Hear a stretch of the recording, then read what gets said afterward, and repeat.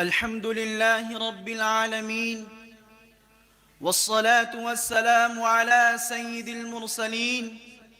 محمد بن عبد الله الأمين وعلى آله وصحبه أجمعين ومن تبعهم بإحسان إلى يوم الدين. أما بعد، فأعوذ بالله من الشيطان الرجيم. بسم الله الرحمن الرحيم.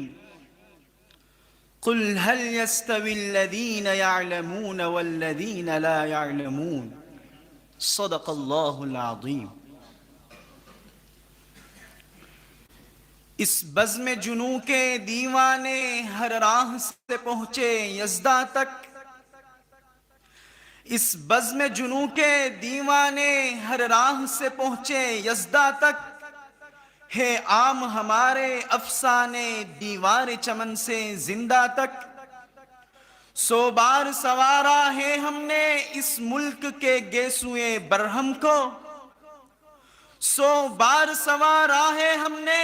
اس ملک کے گیسوئے برہم کو. یہ اہل جنوں بتلائیں گے کیا ہم نے دیا ہے عالم کو. صدر محترم، حضرات حکم، معزز و مکرم اساتذہ اور چمن احمدی کے مہکتے پھولوں، آج میں حیران و پریشان بلکہ نادم و پشیمان ہوں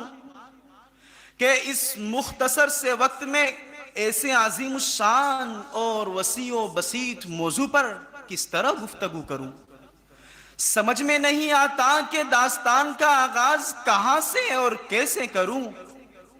اس کی کن کن خوبیوں کو بیان کروں اور کن کن خصوصیات کو نظر انداز کروں، اس کی علمی سرگرمیوں کا تذکرہ کروں یا اس کے مجاہدانہ کارناموں کی روداد سناؤں، اس کی تحریری دفتروں کی سیر کراؤں یا اس کی تقریری فضاؤں میں پرواز کراؤں، آزادی کے واسطے اس کے ناقابل فراموش اور لازوال قربانیوں کا تذکرہ کروں یا حفاظت دین کے لیے اس کے بے مثال عزم و استقلال کے حیرت انگیز واقعات بیان کروں. غرض یہ کہ سمجھ میں کچھ نہیں آتا کہ چھیڑوں داستاں کیسے، حالانکہ ہزاروں نغمے وفا کے ان کی لبوں پہ آ کر مچل رہے ہیں، کہ ہزاروں نغمے وفا کے ان کی لبوں پہ آ کر مچل رہے ہیں، لبوں پہ لیکن یہ پہرے تو بن کے آنسو نکل رہے ہیں. زباں ہے ساکت قلم ہے حیران بتاؤں کیسے میں راز پنہا، زباں ہے ساکت قلم ہے حیران بتاؤں کیسے میں راز پنہا، کہ بحر غم میں اٹھا ہے طوفان تو دریا دریا ابل رہے ہیں. سامعین ذی وقار، آج بڑے دکھ اور افسوس کی بات ہے کہ لوگ یہ پوچھتے ہیں کہ دارالعلوم نے دنیا کو کیا دیا. او ہم سے ہمارے دارالعلوم کے کارنامے اور تذکرے معلوم کرنے والوں، میں تمہیں کیا بتاؤں اور کہاں تک بتاؤں. جاؤ، اگر تم سے ہو سکے تو ہماری داستان افرنگ کے برپا کیے ہوئے طوفانوں سے پوچھو، ہماری داستان بالا کوٹ کی پہاڑیوں سے پوچھو، ہماری داستان شاملی کے میدانوں سے پوچھو، ہماری داستان چاندنی چوک سے لے کر خیبر تک کے درختوں سے پوچھو، ہماری داستان دہلی کی جامع مسجد اور لاہور کی شاہی مسجد کے در و دیوار سے پوچھو، ہماری داستان دریائے راوی کی خشمگی موجوں سے پوچھو، ہماری داستان افغانستان کی سربلند پہاڑیوں سے پوچھو، ہماری داستان زندہ کی تاریکیوں سے پوچھو، ہماری داستان مالٹا کی تاریک کوٹھڑیوں سے پوچھو، ہماری داستان عدالت کے کٹہروں سے پوچھو، ہماری داستان پھانسی کے پھندوں سے پوچھو. یہ تمام کے تمام ہماری مہر و وفا کی داستانیں سنائیں گے، ہمارے دیرینہ تعلقات و شناسائی کے قصے بیان کریں گے اور ہمارے خلوص و وفا کے نغمے بیان کریں گے. حضرات،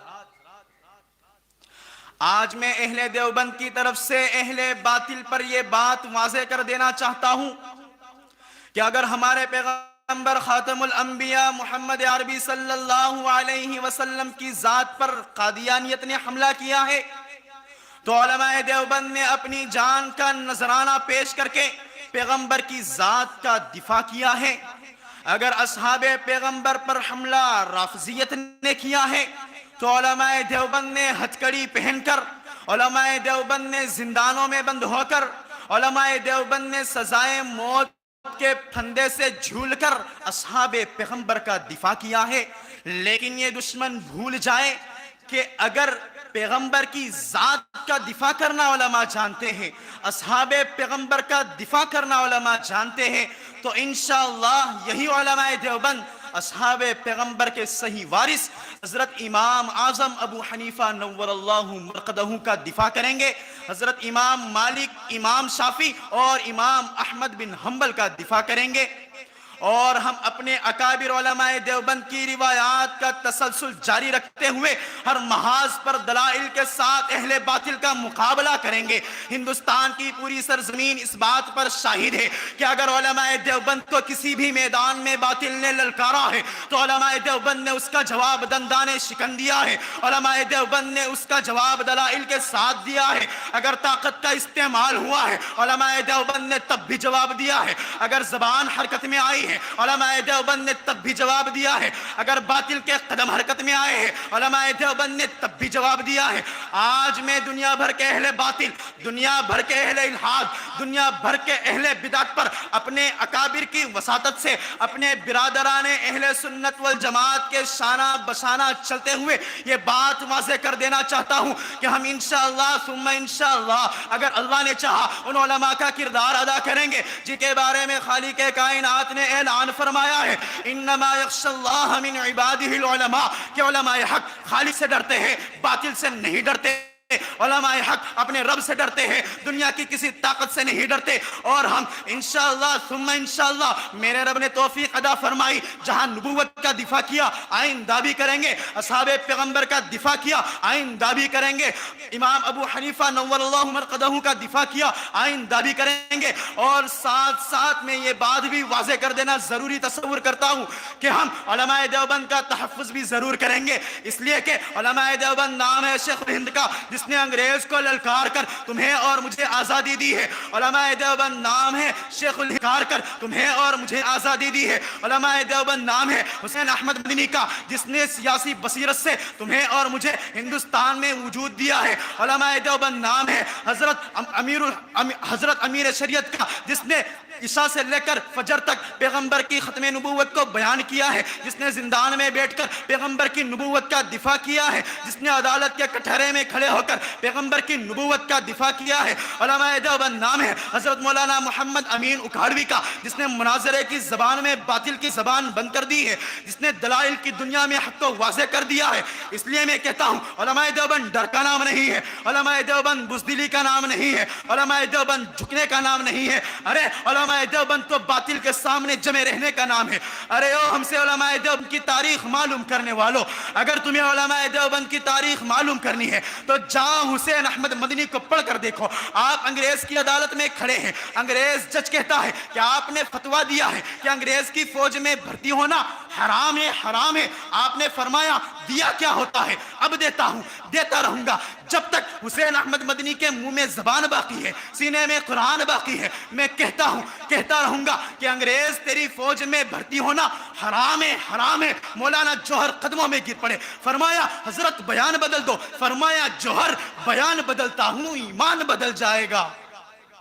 انگریز جج کہنے لگا آپ کو پتا ہے ایسی بغاوت والی تقریر کی سزا کیا ہے؟ آپ نے فرمایا تم بتاؤ۔ اس نے کہا میرے قلم کے اندر بڑی قوت ہے، ایسی بغاوت والی تقریر کی سزا تختہ دار ہے، پھانسی ہے۔ مولانا نے بریف کیس کھولا، سفید کپڑا نکالا، عدالت میں لہرا کر کہنے لگے او انگریز جج تمہیں علم ہونا چاہیے، حسین احمد جب دیوبند سے آ رہا تھا تو کفن کا کپڑا ساتھ لے آیا۔ میں اس سے بھی آگے حضرت لاہوری کے ایمان تازہ کرا دینے والے جملے سے بھی تمہیں آشنا کراتا چلوں۔ حضرت لاہوری کو برف پر لٹانے کے بعد انگریز پوچھتا ہے کہ لاہوری اب انگریز کے خلاف جلوس نکالو گے؟ اب جلوس کی قیادت کرو گے، اب ختم نبوت زندہ باد کا نعرہ لگاؤ گے، اب مسجد کے اندر حضور کی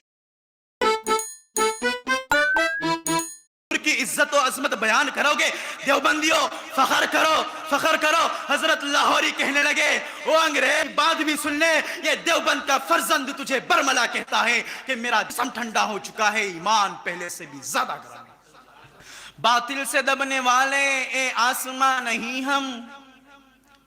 باطل سے دبنے والے اے آسماں نہیں ہم، سو بکھر چکا ہے تو امتحان ہمارا، توحید کی امانت سینوں میں ہے ہمارے، توحید کی امانت سینوں میں ہے ہمارے،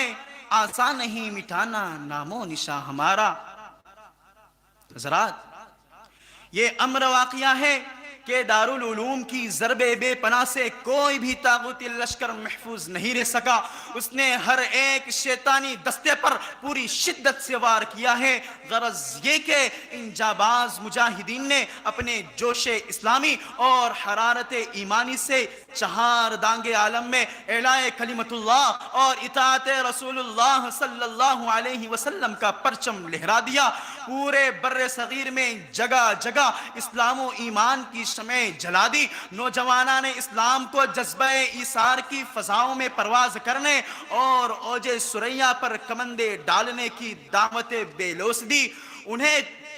سمندروں میں کودنے اور طوفانوں سے ٹکرانے کا جذبہ عطا کیا اور ساری دنیا کو پیغام صلح و آشتی دیا، اور اپنی علمی و روحانی ضیاء پاشیوں سے سارے عالم اسلام کو منور و تابع کر دیا۔ اور آج بھی دنیا کا کوئی خطہ اور کوئی چپا ایسا نہیں جہاں دارالعلوم کے تربیت یافتہ افراد موجود نہ ہو، جو آج بھی فاران کی چوٹیوں سے طلوع ہونے والے آفتاب نبوت کی ایمان افروز شعاعوں کا نو پھیلا رہے ہو۔ یہی وجہ ہے کہ آج جو امریکہ، برطانیہ اور فرانس کی ایوانہائے فرعونی و نمرودی میں موسیقی گرج ابراہیمی گونج سنائی دے رہی ہے، وہ بلا واسطہ ہو یا بالواسطہ دارالعلوم ہی کا فیض ہے۔